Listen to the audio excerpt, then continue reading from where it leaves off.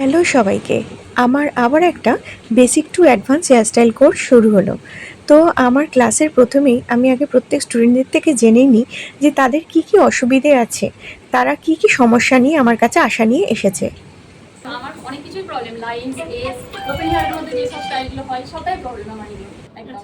আর makeup makeup হ্যাঁ একদম খুবই ভালো, এটা কোনো অসুবিধা নেই। হেয়ারেতে প্রবলেম একদম ডিফারেন্ট ক্রিয়েট করতে অসুবিধা হ্যাঁ হচ্ছে। হ্যাঁ হ্যাঁ কার্ডস ওইটাও হ্যাঁ ওইটাও তো প্রবলেম, সবটাই আপনার কাছে নিতে এসেছি ম্যাম। ঠিক আছে, সবটাই দিয়ে দেবো একদম একদম ব্যাকে করে নিই। হেয়ারগুলো করছি কিন্তু ফিনিশিংটাও পাচ্ছি না, প্লাস যে কার্ডগুলো করছি হেয়ার জানতে, হেয়ার স্টাইল জানতে করতে কিছু কিছু কিছু কিছু জানতে, মেকআপের সাথে যে ধরনের হেয়ার স্টাইল হয় হ্যাঁ, ওটা একদম, শিখেছিলে, একদম। কিন্তু আপডেট হতে এসছো। হ্যাঁ। মানে কি কি প্রবলেম একটু বলো। ওই কার্ডগুলো মানে লং লাস্টিং হচ্ছে না, কিছুক্ষণ পরে খুলে যাচ্ছে, হুম। কিংবা যেটা ভাবছি করবো সেটা ঠিকঠাক ভাবে ক্লিয়ার করতে পারছি না। লাইনস ক্রিয়েট হ্যাঁ, ঠিকমতো হ্যাঁ। হচ্ছে না, ব্রাইডালের জন্য খুবই দরকার। হ্যাঁ, হ্যাঁ। মেকআপ করে নিচ্ছ খুব ভালো, কিন্তু ব্রাইডালের hair-এর থেকেও problem। রিসেপশনের ভীষণভাবেই দরকার। আচ্ছা আচ্ছা। এবং পার্টি মেকআপের ক্ষেত্রে যারা ওপেন হেয়ার স্টাইল রাখছে, আমি অ্যাকচুয়ালি ওপেন হেয়ার স্টাইলের উপরটাই আমি বেশি দেখতে ওপেন চাই। হেয়ার স্টাইলটাই তো খুব চলে। হ্যাঁ, ওপেন হেয়ার স্টাইলটাই আমার মানে মেইনলি দরকার।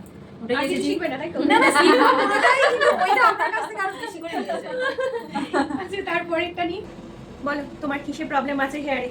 মিস আমার প্রবলেম বলতে এসটা আমার এখনো অসুবিধা হয়, দুদিকে দুটো এস আমি সমান রাখতে পারি না। হুম। আর একটা প্রবলেম হয় পুলিং গুলো না আমার খুব মোটা হয়, আমি খুব সরু পুলিং তুলতে পারছি না। আচ্ছা আর একটা প্রবলেম হয় আমি কার্লস করছি, মুভস ইউজ করছি, কিন্তু কার্ল স্টে করছে না।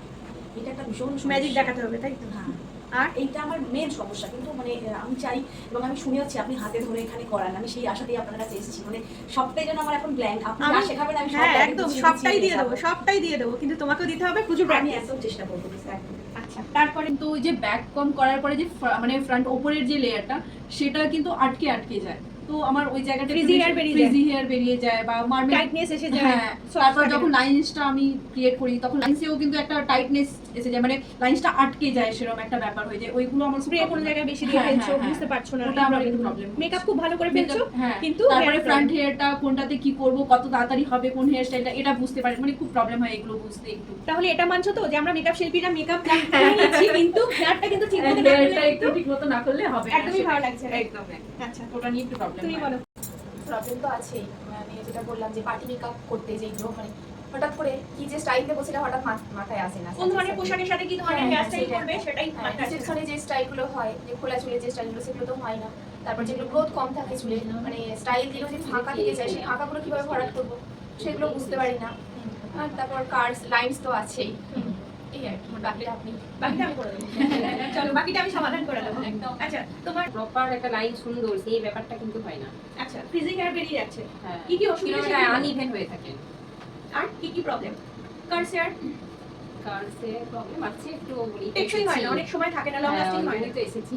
আর কি কি প্রবলেম না প্রবলেম? থাকলে কি আর আসতাম? আর কি কি প্রবলেম? এখন তো মানে কি বলুন তো, যেগুলো ধরুন মারমেড হেয়ার স্টাইল, অত তো হেয়ার স্টাইল ক্লায়েন্টে নেবে না। ক্লায়েন্টে যেগুলো নেবে সেইগুলোই আর কি। সব ক্লায়েন্ট নেয়, হ্যাঁ? ওই ধারণাটা পাল্টান। ও, সব ক্লায়েন্ট নেয়, ঠিক আছে? আর সব থেকে বড় কথা, মারমেড হেয়ার স্টাইল প্রত্যেককে শেখা উচিত, তবে কিন্তু আপনি পারদর্শী হলেন।